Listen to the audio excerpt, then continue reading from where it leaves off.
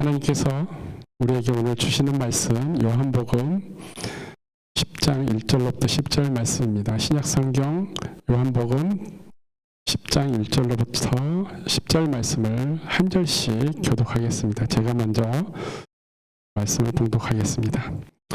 내가 진실로 진실로 너희에게 이르노니 문을 통하여 양의 오리에 들어가지 아니하고 다른 데로 넘어가는 자는 절도며 강도요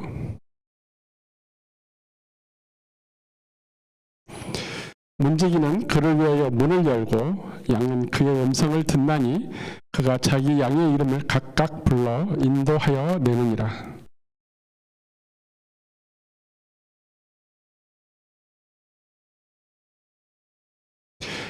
타인의 음성은 알지 못하는 고로 타인을 따르지 아니하고 도리어 도망하느니라.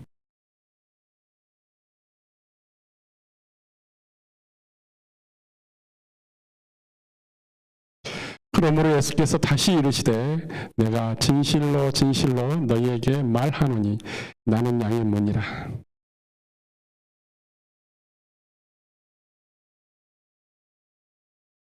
내가 문이니 누구든지 나로 말미암아 들어가면 구원을 받고 또 들어가며 나오며 꼴을 얻으리라.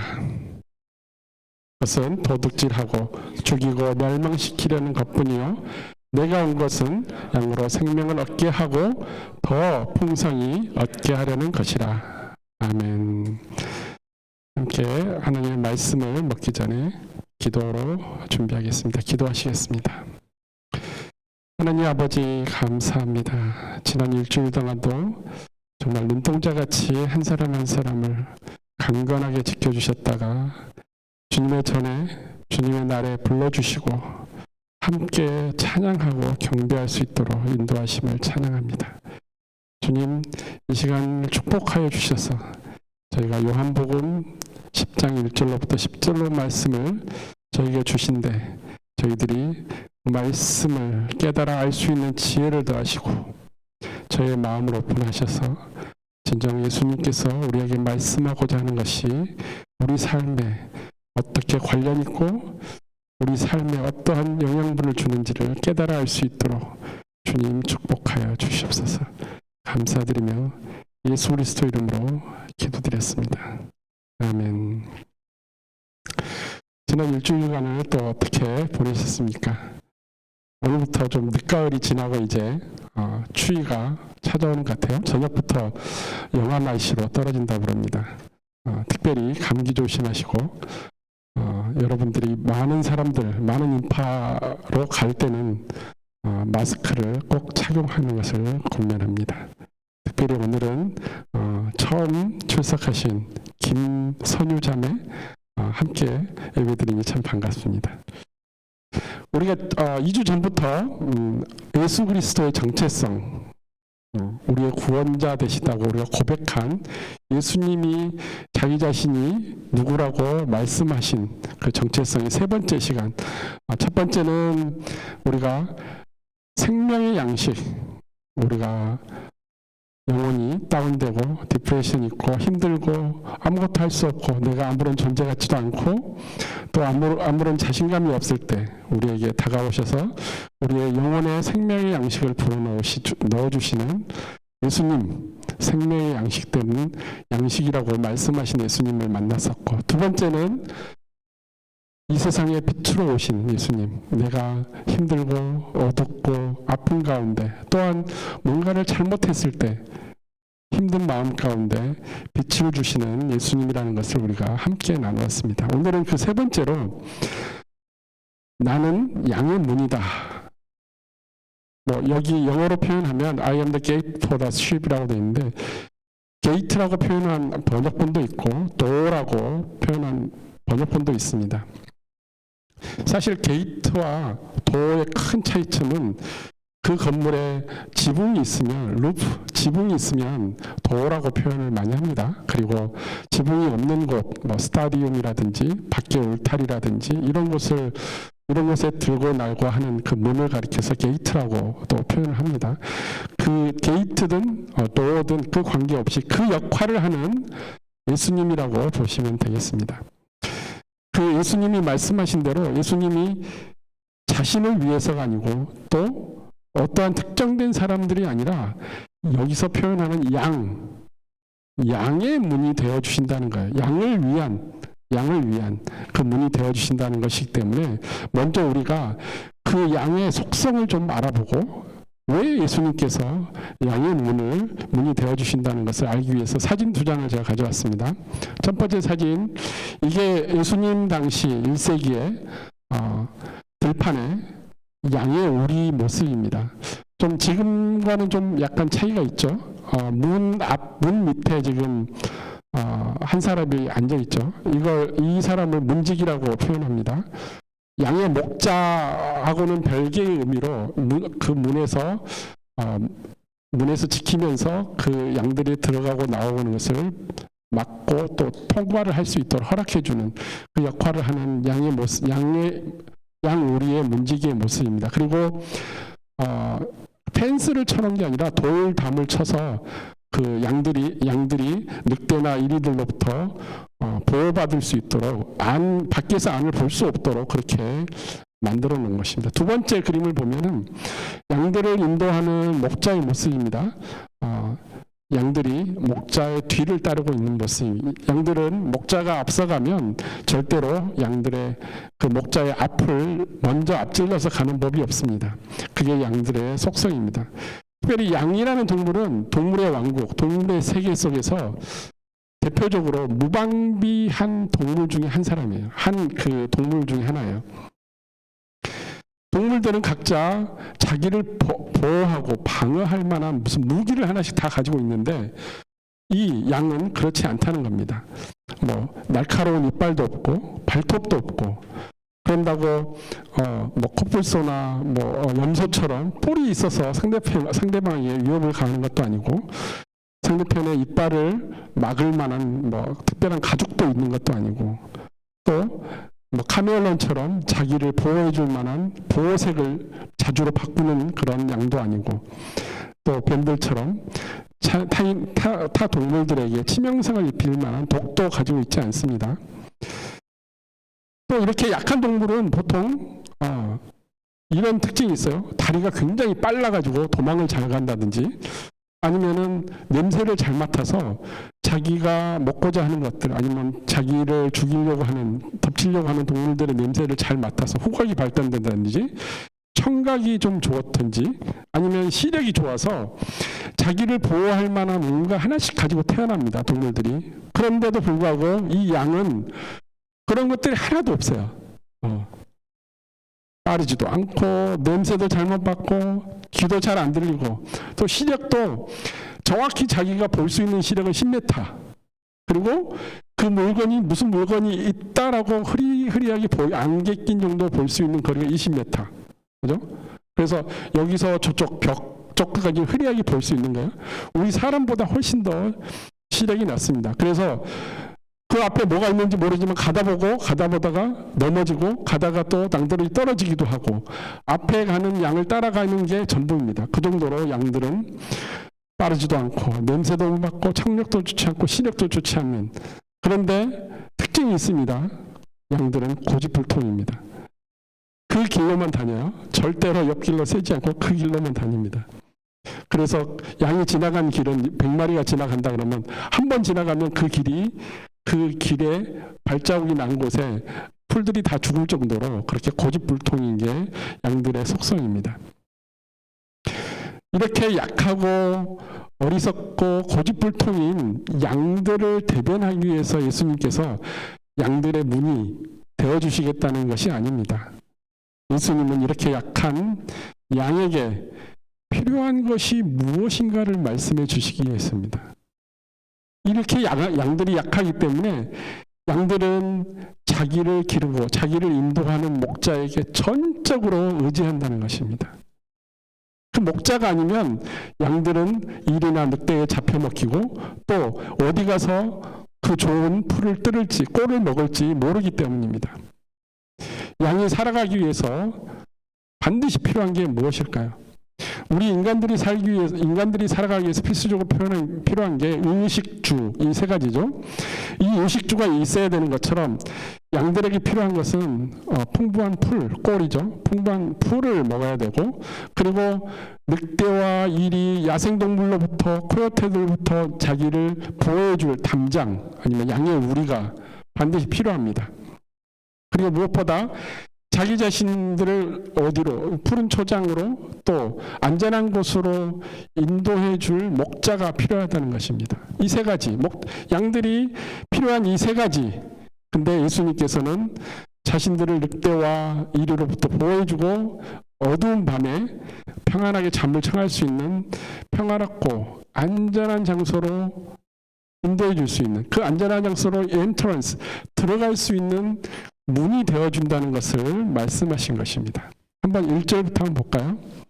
본문 1절 보니까 내가 진실로 진실로 너에게 이르노니 문을 통하여 양의 우리에 들어가지 아니하고 다른 데로 넘어가는 자는 절도며 강도요 문으로 들어가는 이는 양의 목자라. 처음 이 진실, 우리가 성경을 읽다 보면 진실로 진실로 예수님께서 자주 말씀하시죠. 진실로 진실로 내가 너에게 이르노니, 이 말이 굉장히 많이 나옵니다. 실제로 이 구약 성경은 히브리어로 쓰여져 있고 신약 성경은 헬라어로 쓰여져 있는데, 헬라어 원문에 보면 진실로 진실로, 이게 영어로는 그냥 very true이라고 되어 있는데 그 헬라어 원문에는 어떻게 써 있냐면 우리가 잘 아는 단어 아멘입니다. 아멘, 아멘.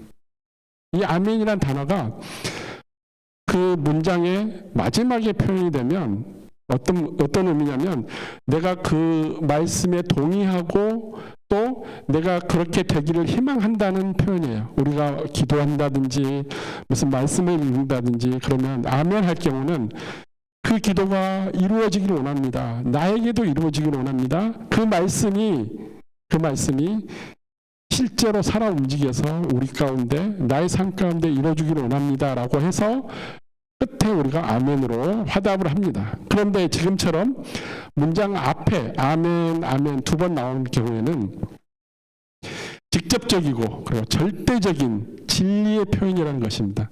예수님께서 이것은 변함없는, 그 전부터도 그리고 영원토록 변함없는 진리라는 표현으로 진실로 진실로 아멘, 아멘이라고 표현한 것이에요. 그래서 지금 1절에 나온 이 말씀 진실로 진실로 너에게 이르노니 정말로 절대적이고 변함없는 하늘의 진리가 무엇인지 너희한테 말씀으로 내려주니, 그게 뭐냐면 문을 통해서 들어오는 자는 양의 목자이고, 문을 통해서 들어오지 않고 담장을 넘어오는 자는 절도, 도둑이라는 거예요. 도둑이며 강도라는 것입니다. 이 두 가지 비유가 이제 그 다음 장에 나오는 내용들을 전부 통괄하고 있습니다. 다시 한번 그림을 볼까요? 네. 다른 데로 넘어가는, 영어로 표현은 other way, 그 문을 통하지 않고, 게이트를 통하지 않고, 도어를 통하지 않고 다른 데로 넘어올 수 있을 만한 곳이 없잖아요. 그죠? 담장을 넘어올 수밖에 없어요. 담장을 넘어올 수밖에 없는데 이 말씀은 뭐라고 말씀하시냐면 몰래, 문지기 몰래, 앞에 앉아있는 문지기 몰래 담장을 넘어오는 그 사람의 목적이 무엇일까요? 목적은 뻔합니다. 주인 몰래 양을 훔치거나 양에게 상하게 해서 그들을, 주인의 소유물을 상하게 하는 것, 잃게 하는 것, 이런 거 외에는 또 다른 이유가 있을까요?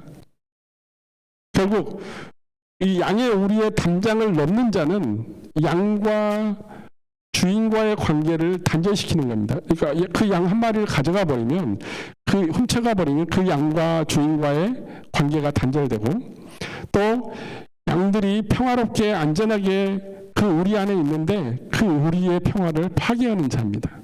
담장을 넘어오는 자들은. 그리고 그 우리 안에 있는 양에 대한 소유권을 주인한테 있는데 그 주인에 대한 소유권을 인정하지 않는 거예요. 무시하고 자기가 마음대로 담장을 넘어와서 뺏어가는 거예요. 불법을 저지르는 것입니다. 하지만 반대로 양의 우리의 문으로 들어가는 자는 반응이 다릅니다. 만약에 담장을 넘어온 자들을 바라보는 양의 모습은 도망갑니다. 그리고 그 양들이 강도나 도둑을 향해서 잡히지 않으려고 도망을 갔는데 실제로 양의 문을 열고 들어가는 목자가 다가왔을 때 양들의 반응은 좀 다릅니다. 한번 볼까요? 3절, 4절. 문지기는 그를 위하여 문을 열고 양은 그의 음성을 듣나니 그가 자기 양의 이름을 각각 불러 인도하여 내느니라. 자기 양을 다 내어놓은 후에 앞서가면 양들이 그의 음성을 아는 거로 따라오되. 두 번째 그림하고 똑같아요. 문을 통해서 들어오는 목자의 음성을 양들이 기억을 하고 그것을 양들은 목자를 따라가고 양들은 그게 평화롭고 자기가 꼴을 먹으러 가고 자기가 평화로운 곳으로 간다는 것을 또 안전한 것이라는 것을 알고 있기 때문에 또 목자의 목소리를 기억하고 따라갑니다.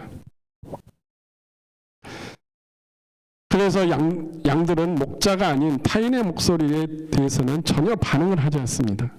왜냐하면 자기들이 기억하고 있는 자기를 보호해주는 목자의 목소리를 기억하고 있기 때문에. 5절과 6절을 보면 이렇습니다. 타인의 음성은 알지 못하는 거로 타인을 따르지 아니하고 도리어 도망하느니라. 도망한다는 것입니다. 만약에 제가 집에 들어가려고 하는데 열쇠가 없었어요. 열쇠가 없어가지고 문 앞에 서서 노크를 합니다. 똑똑 두드리면서 누구냐고 안에서 물어보는 제 아내에게 나야, 문 열어줘 라고 대답을 했는데 안에서 뭐라고 물어보냐면 누군지 모르니까 아이디를 밝혀라, 누군지 모르니까 아이덴티티를 밝혀라고 대답을 한다면 밖에 있는 너의 모습은 황당하겠죠. 반드시 나의 목소리, 남편인 나의 목소리를 알아들어야 되는 관계인데 내 목소리를 알아듣지 못하면 서로가 당황하는 거예요. 그렇지만 반대로 낯선 사람이 와서 그 문을 두드리면서 문을 열라고 하면 당연히 문을 열어줄 게 아니라 아이들을 요구하는 거예요. 누군데 문을 두드리고 들어오려고 하는지. 이처럼 문을 두고 두드리는 자 그리고 그 목소리를 듣고 알려고 하는 자의 관계, 서로의 관계 가운데는 무엇이 먼저 형성되어 있었냐면 그 문을 자유롭게 들어가려면 서로가 친밀한 관계, 서로가 사랑하는 관계, 서로가 잘 아는 친구와의 관계, 이런 관계가 미리 형성되어 있어야 된다는 것입니다. 그렇지 않고 전혀 모르는 스트레인저가 노크를 한다면 반드시 우리는 그 사람이 누군지, 왜 들어오려고 하는지, 그 목적이 뭔지를 분명히 물어봐야 됩니다. 하지만 서로가 관계를 가지고 있고 친밀한 관계 가운데 좋은 또 관계라면 우리는 목소리만 들어도 그 사람을 반기면서 웰컴할 수 있다는 것입니다. 반대로 서로 친하지도 않고 자주 만나거나 통화하는 사이가 아니라면 그 사람은 말하는 목소리만 들어도 왠지 경계할 것 같고 긴장하게 서로가 바라볼 수밖에 없습니다. 또 하나는 왜 그 사람이 그렇게 말하는지 이해를 할 수 없어요. 그 사람의 목소리를 내가 낯설고 그 사람이 말하는 어법이나 화법이나 말하는 툴을 내가 모르기 때문에 전혀 낯설기 때문에 왜 저 사람이 저렇게 말하는지 이해하기가 힘들다는 거예요. 그렇지만 내가 그 사람과 친밀한 관계, 서로 사랑하는 관계라면 그 사람이 어떤 말을 하든 나는 방어적인 자세보다는 그 사람이 무슨 말을 하든 이해해주고 그리고 그 사람을 품으려고 그렇게 노력을 합니다. 그게 그 사람과 그 말하는 사람과 듣는 사람의 관계가 친밀한 관계이기 때문입니다. 그래서 예수님께서 양의 비유로 말씀을 하셨죠. 진실로 말하노니 라고 말씀하셨는데 지금 이 듣는 자들, 유대인들은 그 말을 이해하지 못한다고 이야기하고 있습니다. 8절에 보면 예수께서 이 비유로 그들에게 말씀하셨으나 그들은 예수님께서 하신 말씀이 무슨 뜻인지 알지 못하는 거예요. 그 말은 무슨 말이냐면 예수님이 말씀하시는 화법, 예수님이 말씀하시는 것에 대해서 이해를 못한다는 것은 예수님을 알지 못한다는 거예요. 또 예수님을 사랑하고 있지도 않다는 거예요. 예수님이 무슨 말을 해도 자기들의 귀에 익숙하지 않다는 것입니다. 그래서 7절 한번 말씀 볼까요? 7절을 보면 그러므로 예수께서 다시 이야기합니다. 사람 못 알아듣는 사람에게 내가 진실로 진실로 너에게 말하노니 나는 양의 문이라. 양을 위한 예수님만을 의지하고 예수님을 찾아 예수님의 예수님 안으로 들어가려는 그 문으로 들어가려는 자들을 위한 문이라고 이야기하고 있습니다. 그리고 또 한마디 8절을 보니까 나보다 먼저 온 자는 다 절도요 강도니 양들이 듣지 아니하였느니라. 좀 특이한 게 있죠. 아까 1절에 나온 내용하고 1절에서는 뭐라고 했냐면 다른 데로 넘어가는 담장을 넘다. 다른 데로 넘어가는 자는 절도요 강도라고 이렇게 1절에서 말씀하셨는데 지금 8절의 말씀은 나보다 먼저 온 자라고 이야기하고 있어요. 절도요 강도 뒤에 결론은 똑같은데 다른 데로 넘어가는 자 그리고 나보다 먼저 온 자를 동일시하고 있습니다. 이 말씀은 양의 시선으로 바라본 양의 우리를 이야기하는 거예요. 양의 시선으로 바라본 양의 우리 안으로 들어오는 사람을 바라보는 것을 표현하는 것입니다. 양의 시선으로 바라봤을 때 담장을 넘어오는 자 그리고 주인인 목자보다 먼저 들어오는 자, 먼저 오는 자라고 표현하면 됩니다. 그 사람들은 전부 절도나 강도라고 이야기합니다. 오직 자신만이 양들에게 들어갈 수 있는 문인데 주인 입장에서 문인데 자신을 통하지 예수님이 문이라고 하셨기 때문에 자신을 통하지 아니하고 양들에게 우리에게 그리고 크리스찬들에게 다가오는 자들 그 사람들은 예수님의 이름으로 오지 아니하고 자신의 이름으로 강도나 절도의 모습으로 온다 그러면 전부 예수님의 문을 통하지 않는 자들이라고 선언하고 있는 것입니다. 담장을 넘어서 불법적으로 양의 무리 안으로 들어갔을 뿐만 아니라 양에게 해를 가하고 양 우리의 문의 역할, 예수님의 역할을 무력화시키는 거예요. 거부하는 거예요. 예수님의 이름을 거부하고 예수님이 하나님의 아들이라는 것을 그리고 하나님께서 예수님을 보냈다는 것을 목자로 메시아로 보냈다는 것을 거부하는 거예요. 주인이 주인됨을 거부하는 것입니다. 왜냐하면 그들은 불법적인 도덕과 강도이므로 양들이 자기들의 목소리를 듣지 않고 따르지 않은 것에 따라서 강압적으로 훔치고 빼앗아가고 상해를 입히려고 담장을 넘어왔고 예수님이 문이시기 때문에 문을 통하지 아니고 그 우리로 들어왔다고 말할 수 있는 것입니다. 한번 뒤집어서 말씀을 드리자면 예수님의 양이라면 예수님이 목자라고 우리가 비유하고 있으니까 예수님의 목자이기 때문에 예수님이 목자인 그 우리 안에 양이라면 우리가 크리스찬이라면 예수님을 따르는 자를 크리스찬이라고 하니까 예수님을 따르는 양이라면 오직 예수님의 목소리에만 반응을 하고 문을 통하여 예수님을 통하지 않고 담장을 넘어오는 자의 목소리나 유혹에 넘어가지도 않고 그 사람들을 따라가지도 않아야 되는 게 크리스찬의 모습이라는 거예요. 오직 예수님, 목자 되신 예수님의 목소리만 내가 기억하고 예수님의 말씀, 진리의 말씀만 기억하고 따라가야 된다는 것입니다. 그 반대로 말씀드리자면 그러므로 주인의 목소리를 기억하고 반응하는 양들을 위한 문이 예수님이라는 거예요. 예수님께서는 그렇게 예수님의 목소리를 기억하는 자들을 어떻게 해주겠다고 약속해 주신 게 있어요. 9절 10절 내가 문이니 누구든지 나로 말미암아 들어가면 구원을 받고 첫 번째 구원을 받는다는 거예요. 그리고 들어가며 나오며 꼴을 얻으리라. 이 꼴은 양식을 얻는다는 거야. 양의 입장에서는 풀을 얻는다. 좋은 풀을 얻는다는 것이니까.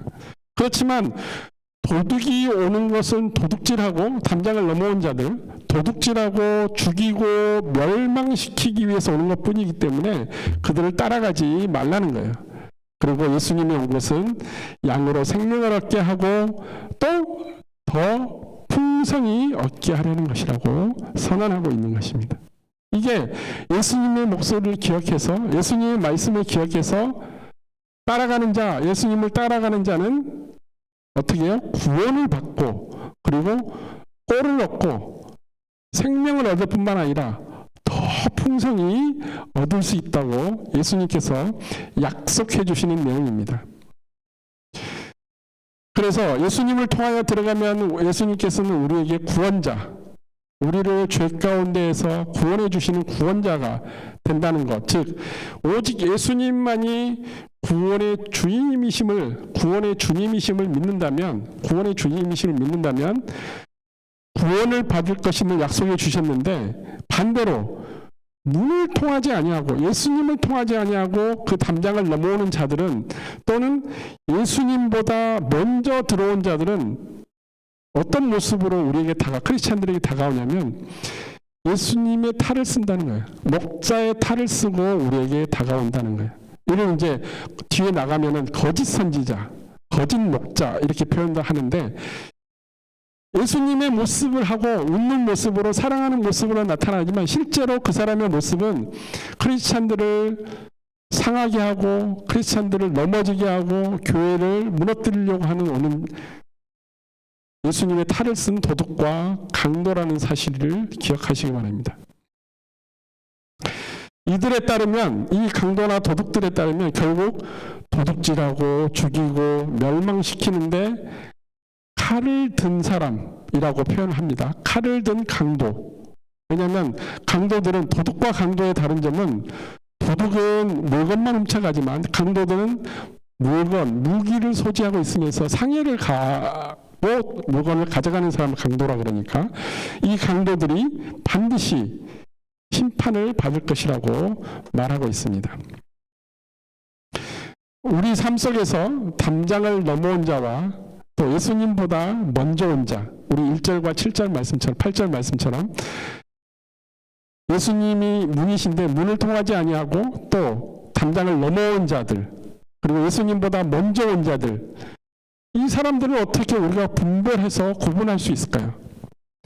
우리 크리스찬들은 하나님의 뜻을 분별해야 되고, 또 하나는 우리의 목자 되신 예수님의 목소리를 기억하고, 또 예수님이 성경에 말씀하신 그 진리의 말씀을 기억해서 분명하게 그 전후 사정을 잘 알아듣고 이 말씀이 무슨 뜻인지를 기억해야 됩니다. 그게 바로 예수님의 목소리를 내가 기억해서 예수님께서 말씀하신 대로 따라가고 또 쫓아가고 순종할 수 있다는 것입니다. 그렇지만 우리가 성경 말씀을 모르고 예수님이 무슨 말씀을 했는지, 하나님의 뜻인지 모른다면 문을 통하지 아니하고 담장을 넘어와서 우리를 부를 때 전혀 낯설은 목소리이기 때문에 따라갈 수 있다는 거예요. 왜냐하면 예수님의 탈을 쓴 그 목소리로 다가올 수 있기 때문에, 내가 예수님을 사랑하지 않고 예수님과 친밀하지 않고 예수님의 목소리가 어떤 목소리인지 기억하지 못한다는 것은 예수님께서 우리에게 말씀하신 성경의 말씀을 내가 기억하지 못한다는 거예요. 어떻게 말씀하시는지 모른다는 거예요. 예를 들면 최근 들어 저에게 카톡을 보내시는 어느 권사님과 집사님이 있어요. 그분들은 카톡의 내용이 뭐냐면 곧 심판의 날이 오기 때문에 회개를 해야 된다. 그리고 성경에 이스라엘의 회복이 있은 후에 예수님께서 재림하신다 라고 표현하면서 이스라엘을 위해서, 지금 하마스와 이스라엘이 전쟁을 하는데 이스라엘을 위해서만 우리는 기도하고 중보해 줘야 되는데 그렇게 중보해 주십시오, 기도해 주십시오 라고 저한테 카톡이 와요. 근데 그들의 카톡 내용을 짤막하지도 않아요. 장문의 카톡 내용이 오는데 자세히 따져보면은 그 내용이 성경에 나와 있는 단어들로 다 연결되어 있어요. 그렇지만 자세히 보면 성경적인 게 하나도 없어요. 전후 문맥이 전혀 다른 거죠. 성경에 나와 있는 마지막 때가 언제고, 예수님이 재림한 때가 언제고, 그리고 심판받을 때가 언제고, 천년 왕국이 언제고, 이 모든 내용이 마태복음 24장을 기준으로 해서 요한계시록에 다 나와 있음에도 불구하고 그분들이 알고 있는 것은 그저 누군가가 사주를 해서 교회 목사를 쓰러뜨리고 교회 성도들을 쓰러뜨리기 위해서 말해주는 그런 내용들이에요. 그들은 급합니다. 마음이 급해요. 그리고 하나님의 성품 중에 공의와 사랑, 공의로우신 하나님, 사랑이 하나신 하나님, 이 두 가지가 있는데 그들이 주장하는 것은 심판하시는 공의로운 하나님만을 내세웁니다. 그래서 심판을 받지 않으려면 우리가 말하는 것을 따르고 우리와 함께 예배를 드리고 우리와 함께 나아가기를 원해요. 그 사람들은. 그들은 성경 말씀을 가지고 탈을 쓰고 우리에게 다가옵니다. 이 사람들을 대표적으로 우리가 부르는 말이 이단이라고 말합니다. 그렇지만 자기 자신들은 이단이라고 말하지 않아요. 성경 말씀이 그렇게 나왔다고 이야기합니다.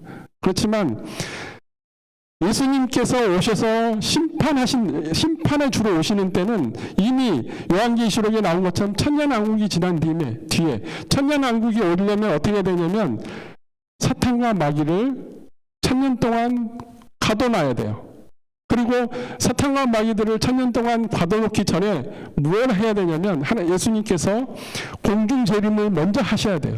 공중재림 하시기 전에 무엇을 해야 되냐면 거짓 선지자들이 나타나서 크리스찬들을 유혹하고 넘어지게 하고 이 일련의 마지막 때의 징조들이 전부 다 성경에 나온 순서대로 이어져야 되는데 그들은 자기들이 원하는 마지막 심판의 때를 먼저 가져다 쓰고 예수님께서 공중재림 한다는 것을 먼저 가져다 쓰고 그래서 아주 급하게 이야기합니다.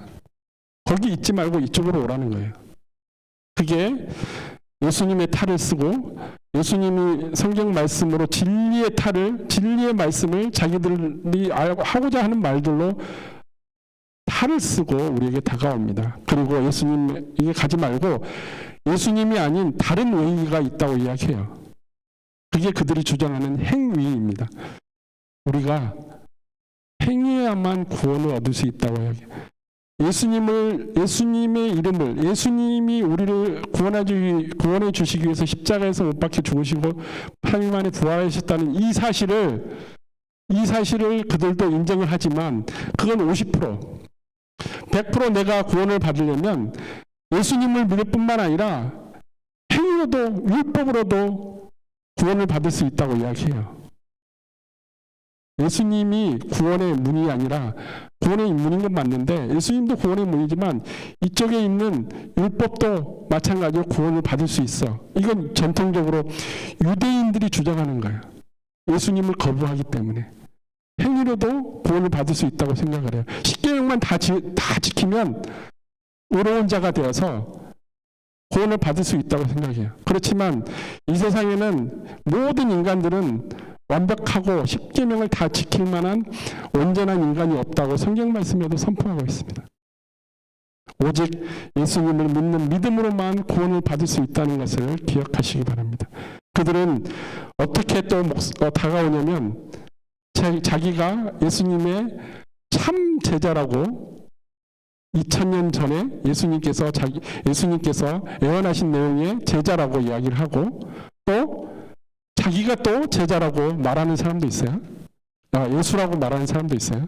이렇듯 예수님만이 오직 구원의 문이라는 것을 거부하고 또 다른 웨이, 어더 웨이가 있다고 이야기를 하는 거예요. 예수님이 양의 우리의 문인데 그 문을 통하지 않고 담장, 어더 웨이를 통해서 우리에게 다가오는 자들이 지금 이 세상에도 우리 주변에는 있다는 것입니다.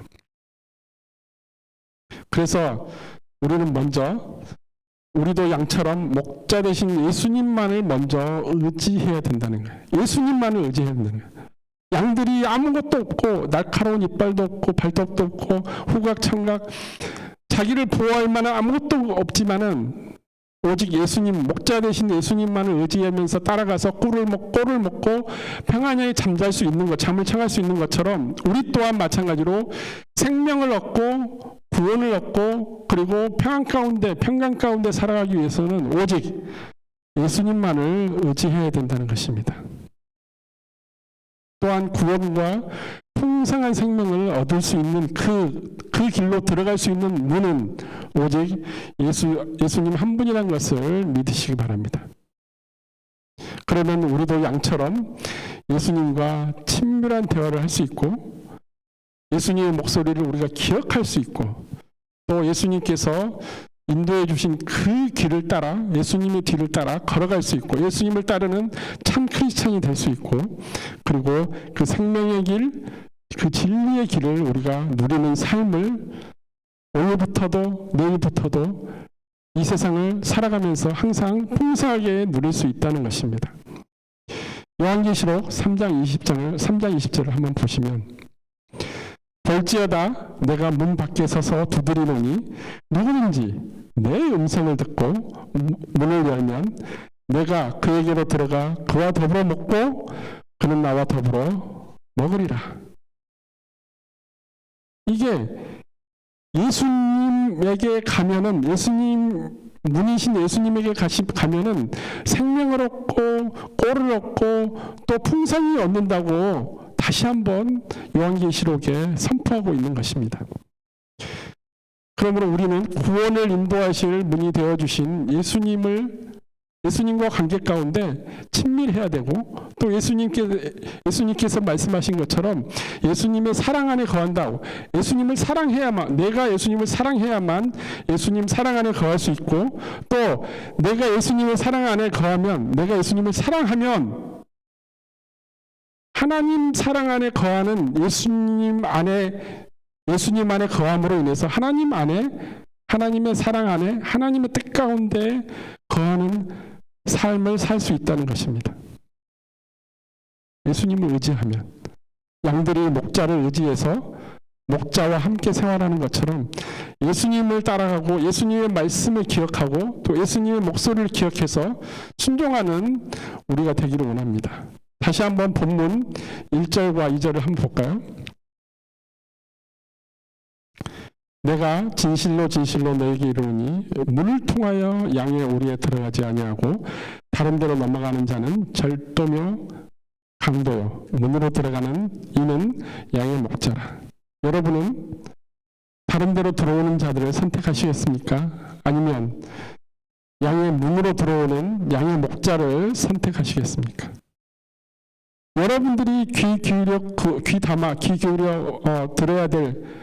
들어야 될 그 내용은 성경 말씀, 예수님께서 말씀해 주신 그 진리의 말씀입니다. 아멘, 아멘으로 선포하신 예수님의 말씀이 바로 진리의 말씀이기 때문입니다. 그래서 행위나 율법으로 의로워지는 게 아니라 오직 예수 그리스도께서 우리의 죄를 속죄하여 주심으로 죄 없다고 덧입혀 주심으로 보혈로 덧입혀 주심으로 우리가 죄 사함을 받았다는 것입니다. 그리고 부활하심으로 우리의 부활이 되시고 생명이 되셨다는 것을 기억하시기 바랍니다. 이제 우리는 모든 사람들이 이렇게 말합니다. 마지막 때에 살고 있다고 이야기합니다. 그렇지만 그 누구도 그 마지막 때가 지금이라고 단언하지 못합니다. 왜냐하면 마지막 때, 하나님의 때, 심판의 때는 예수님도 모르신다고 그랬어요. 오직 아버지 하나님만이 알고 있는 것이라고 말씀하셨기 때문입니다. 세상이 기후변화로 홍수와 극한의 홍수, 극한의 가뭄, 극한의 추위 이렇게 날씨가 기후변동이 심하고 많은 사람이 죽고 전쟁이 있고 기근이 있고 너무너무 세상이 어렵고 물가도 너무 많이 올라가고 사는 게 같지 않고 서로 싸우기도 많이 하고 사건 사고도 많고 힘든 이 세상에 우리들이 살아가고 있는 건 맞습니다.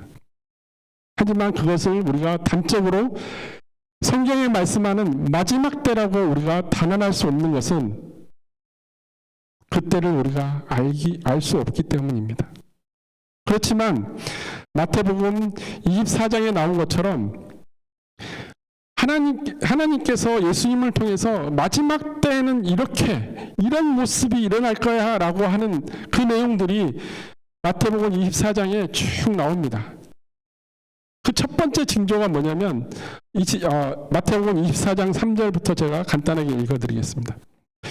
예수께서 감람산 위에 앉으셨을 때 제자들이 조용히 나와 이르되 우리에게 이르소서 어느 때에 이런 일이 있겠사오며 또 주의 임하심과 세상 끝에는 무슨 징조가 있사오리까. 직접적으로 제자들이 예수님께 여쭤봅니다. 예수님께서 대답하여 이르시되 너희가 사람의 미혹을 받지 않도록 주의하라. 이게 예수님의 첫 대답이에요. 예수님을 믿고 예수님을 따라가고 믿음으로 성장하고 교회 안에서 교회 공동체 안에서 예수님을 따라 예수님의 몸된 교회를 섬기는데 자꾸 옆에서 우리를 미혹하게 한다는 것입니다. 많은 사람이 내 이름으로 예수님의 이름으로 예수님의 탈을 쓰고 와서 이르되 나는 그리스도다 하여 많은 사람을 미혹하리라. 난리의 소문을 듣겠으나 너희는 삼가 두려워하지 말라. 이런 일이 있어야 하되 아직 끝이 아니니라. 분명히 아직 끝이 아니라고 예수님께서 말씀하십니다. 민족이 민족을, 나라가 나라를 대적하여 일어나겠고 곳곳에 기근과 지진이 있으리니 이 모든 것이 재난의 시작이라. 그때 사람들이 너희를 환난에 넘겨주겠으며 너희를 죽이리니 너희가 내 이름 때문에 모든 민족의 미움을 받으리라. 그때 많은 사람이 실족하게 되어 서로 잡아주고 서로 미워하겠으며 거짓 선지자가 많이 일어나 많은 사람을 미혹하겠으며 불법이 성함으로 많은 사람의 사랑이 식어지리라. 그러나 끝까지 견디는 자는 구원을 얻으리라.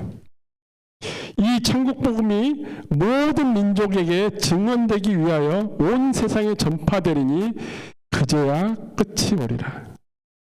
우리가 잘 알고 있는 내용입니다.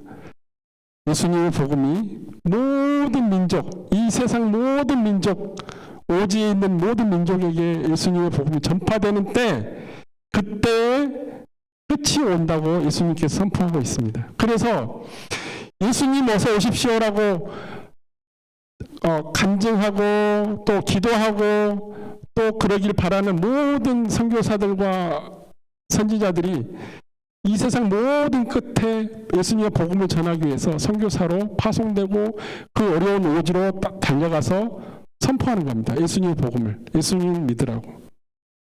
그래야만 예수님이 다시 오시기 때문에. 예수님이 다시 재림하시고 또 심판을 하시는 생명책에 의거해서 심판하시는 그때는 이미 우리가 알지 못하는 그 다음에 그때라는 거예요. 그때가 언제인지 모르지만 그때라는 거예요. 근데 예수님의 탈을 쓴 거짓 선지자들과 위협하는 자들은 그것을 가져와서 이게 마지막이야 라고 자기가 담장을 넘어와서 문을 통하지 않고 예수님의 탈을 쓰고 우리에게 다가와서 예수님이 오직 구원의 주님이 아니라고 우리를 미혹하고 예수님을 떠나라고 이야기하고 교회를 떠나라고 이야기합니다. 그게 요즘의 모습입니다. 하지만 예수님께서는 마태복음 24장 29절부터 31절까지 이렇게 말씀하십니다. 그 환난 후에 즉시 해가 어두워지며 달이 빛을 내지 아니하며 별들이 하늘에서 떨어지며 하늘의 권능이 흔들리리라.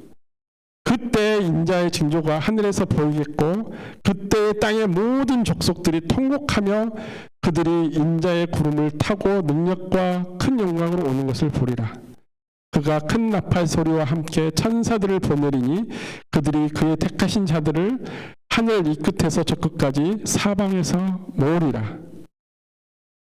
이 말씀이 요즘 옛날부터 이야기했지만 하늘로 재림하셔서 예수님께서 믿는 자들을 들려 올리신다는 내용입니다.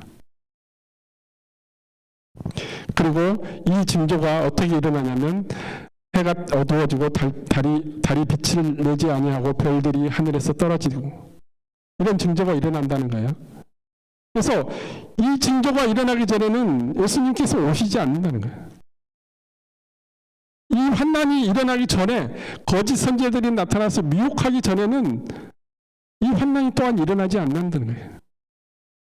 예수님께서 마태복음 24장과 또 사도 요한이 요한계시록에 기록한 마지막 때의 모습들이 순차적으로, 그리고 그런 일이 일어나야만 다음 일이 일어나고, 다음 일이 일어나야만 그 다음의 때가 일어나고, 마지막 때까지, 심판의 때까지 이루어지고, 심판의 때가 지나면 새하늘과 새 땅이 이루어진다는 것을 우리가 믿고 있는데, 그 순서를 우리가 모르고 있으면 이단들이 와서 유혹하고 넘어지게 하고 미혹하게 하는 것에 쉽게 솔깃할 수 있다는 것입니다. 우리가 잘 알고 있는 에덴 동산에서 아담과 하와가 어떻게 쫓겨났습니까?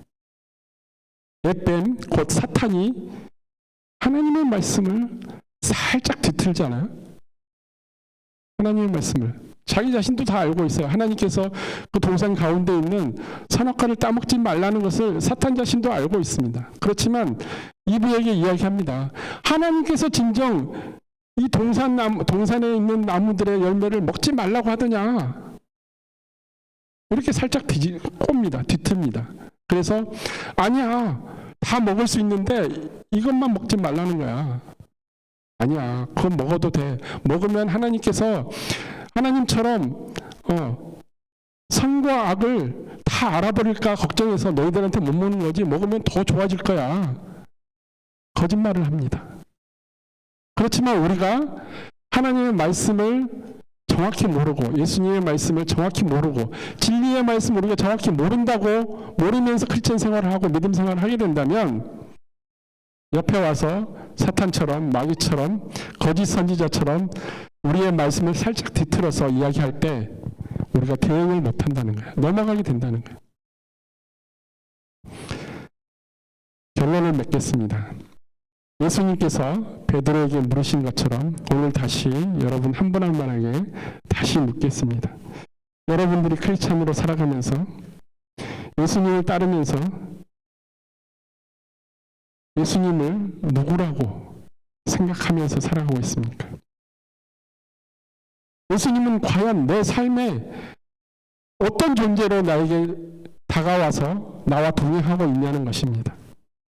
우리가 첫 번째 생명의 양식으로 예수님과 동행하고 있는지, 또 내가 나의 빛으로, 나의 희망으로, 나의 비전으로 예수님을 동행하고 있는지, 누구라고 하는지, 내가 누구로 예수님을 어떤 사람으로, 어떤 구원의 주로 섬기고 있는지를 한번 돌아보기를 바랍니다.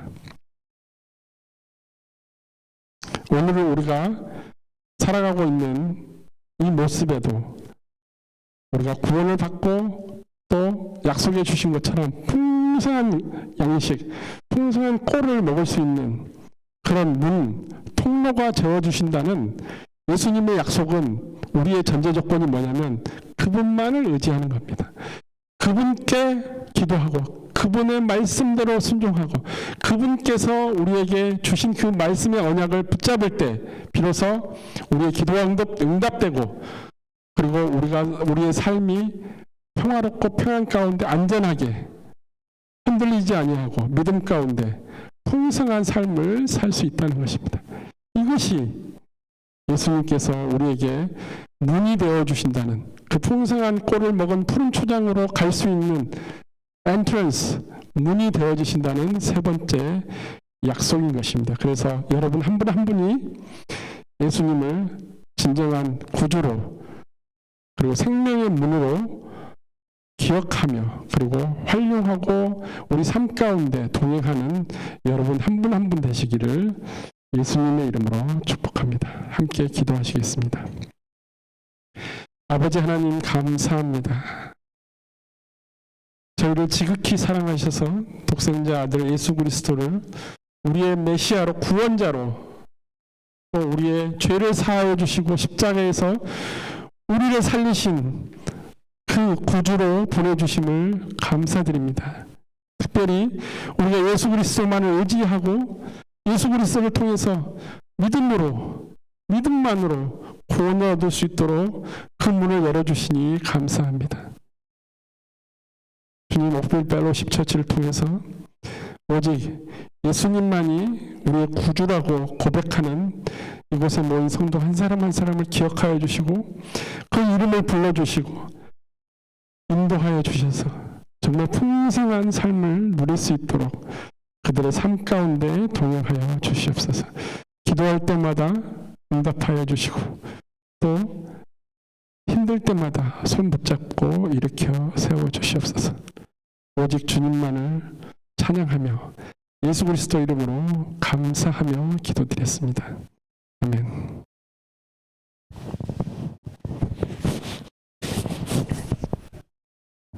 알려드리겠습니다. 오늘 예배에 참석하신 여러분 모두를 주님의 이름으로 축복합니다. 성경 공부 우리 수요일마다 주일마다 계속해서 진행되고 있습니다.